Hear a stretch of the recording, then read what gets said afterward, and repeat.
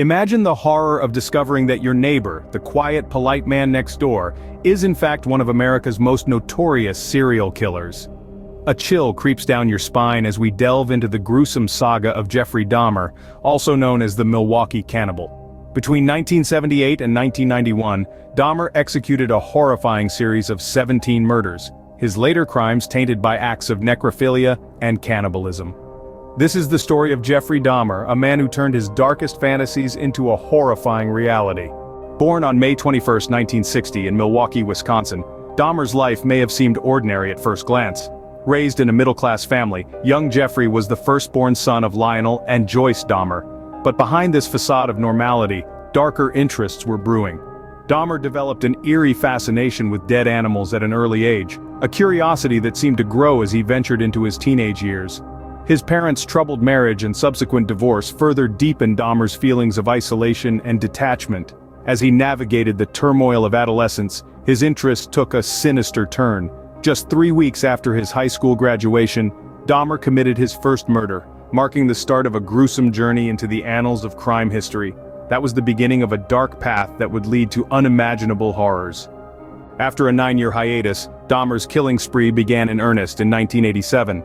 A chilling 9 years of silence, followed by a torrent of terror that would shock the world.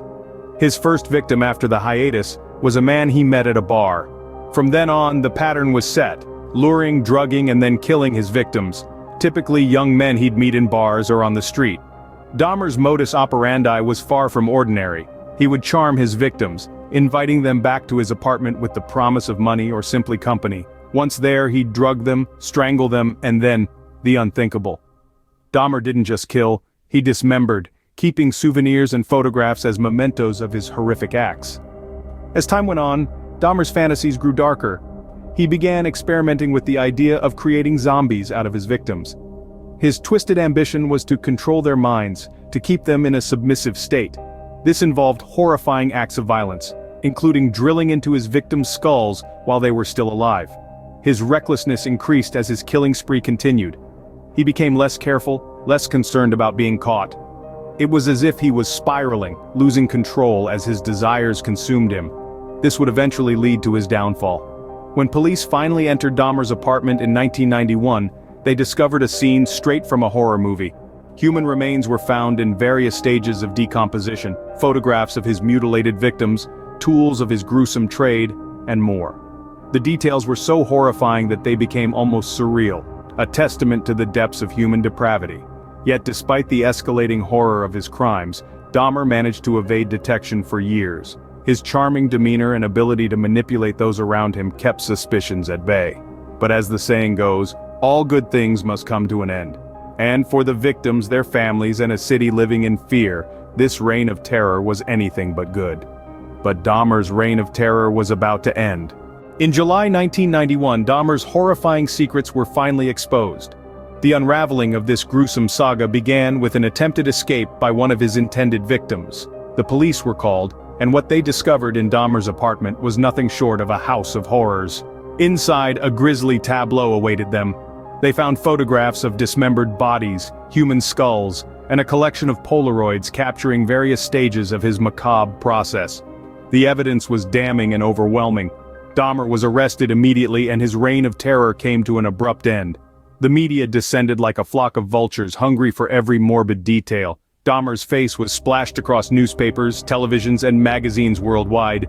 The sheer inhumanity of his crimes sent shockwaves through the public.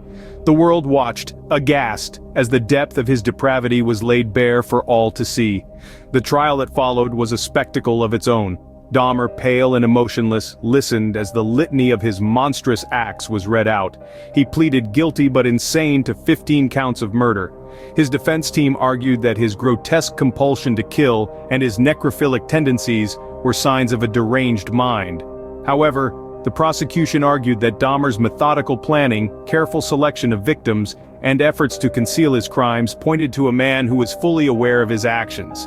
After 2 weeks of testimony, the jury sided with the prosecution, rejecting the insanity plea. In February 1992, Dahmer was sentenced to 15 consecutive life terms without the possibility of parole. As the judge read out the sentence, there was an audible sigh of relief in the courtroom.